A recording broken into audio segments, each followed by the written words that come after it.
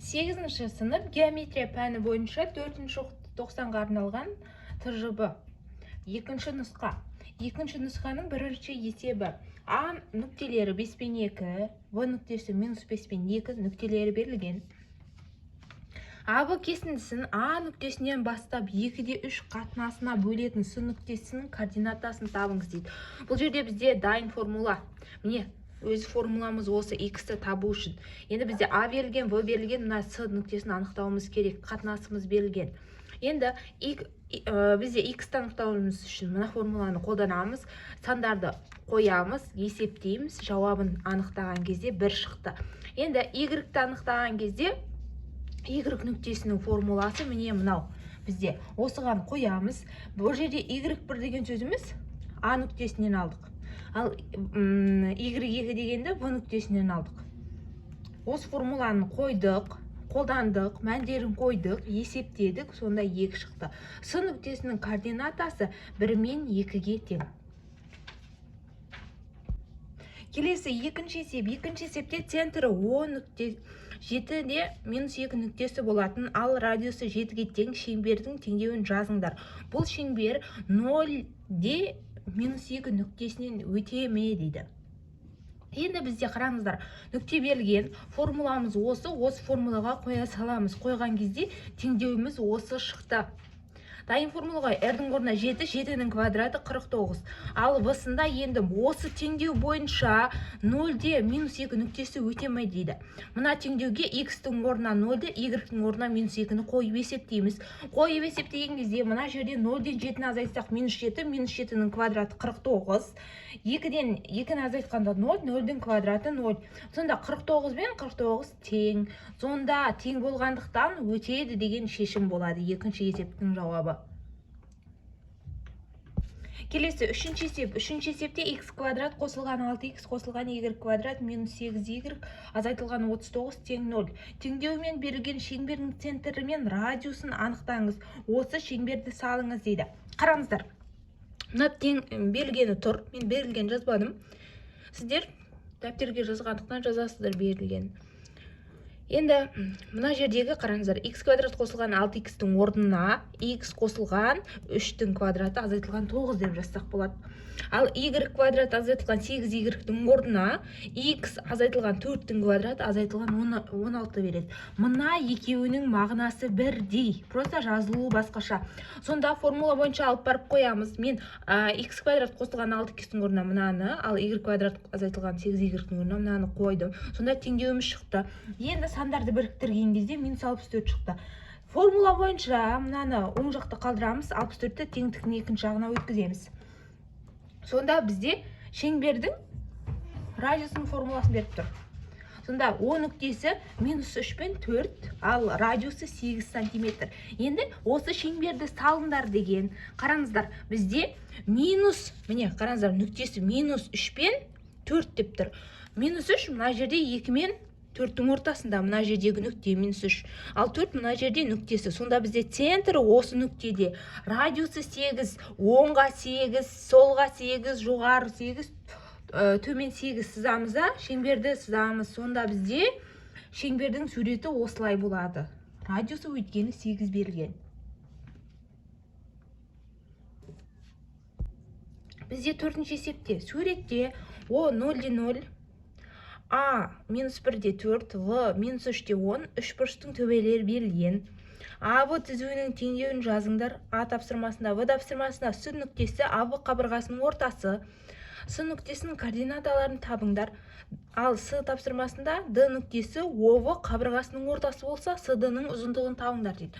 Енді бізде АБ түзуін табыңдар дейді. Бұл жерде де дайын формула. Осы формулаға қоямыз. Біз есептейміз. Бөлшекті есептейміз, мәнін қойдық. Сонда ең соңында теңдеуіміз мына түрде шықты.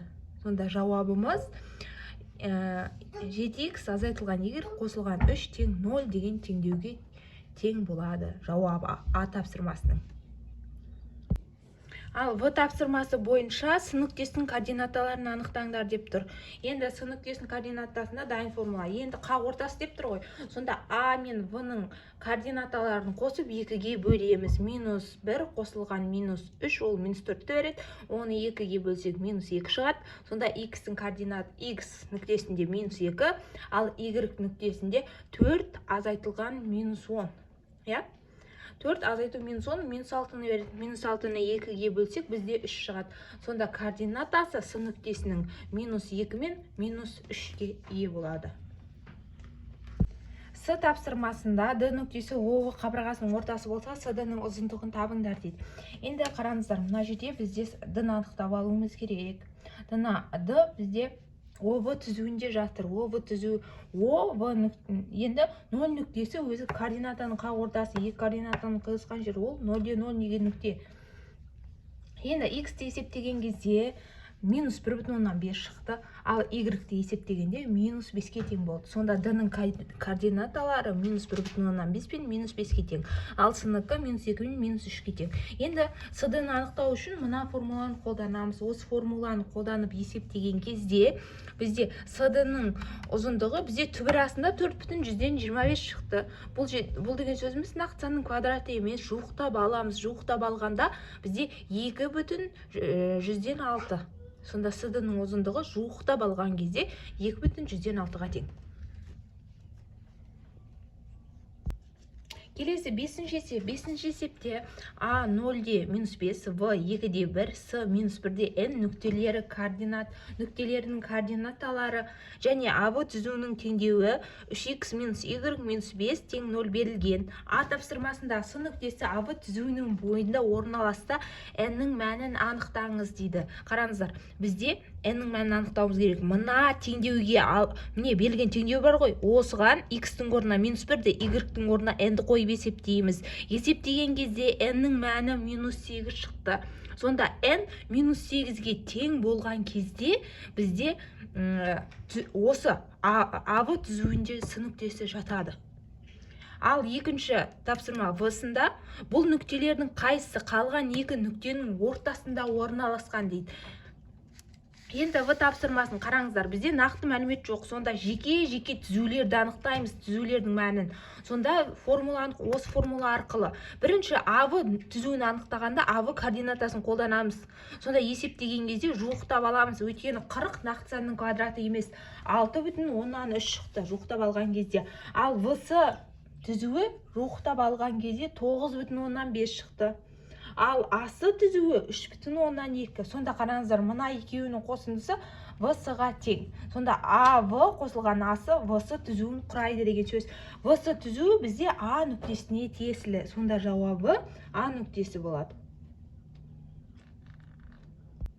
Келесі с тапсырмасы. Екі нүктенің арасында орналасқан нүкте, сол нүктелер арқылы жүргізілген кесінді қандай қатынаста бөлінеді дейді. Бұл жерде де дайын формула қолдандық. Енді мына жердегі x1, x2-нің орнына бізде жаңа ортасында орналасқан А нүктесі дедік қой. Соған сүйене А нүктесінің координаталарын x-тің орнына жазамыз. Енді қараңыздар, мына жердегі x1, x2-ге В-ның және с-ның координаталарын пайдаланамыз. Сонда бізде есептеген кезде қатынасы екінің бірге қатынасындай болады. Жалпы. Мына формуланы көбейтіп, қосып есептеген кезде. Сонда екінің бірге қатынасындай.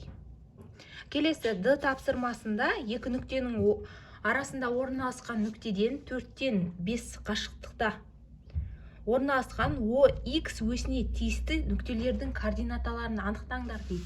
Енді біздер OX-ті анықтаған кезде Y нүктесі 0-ге тең болады. Енді мынау бізде формула, R-дің мәні берілген. Ол 4-тен 5. Сонда формуламыз, міне мынау өзі жалпы шеңбердің формуласы.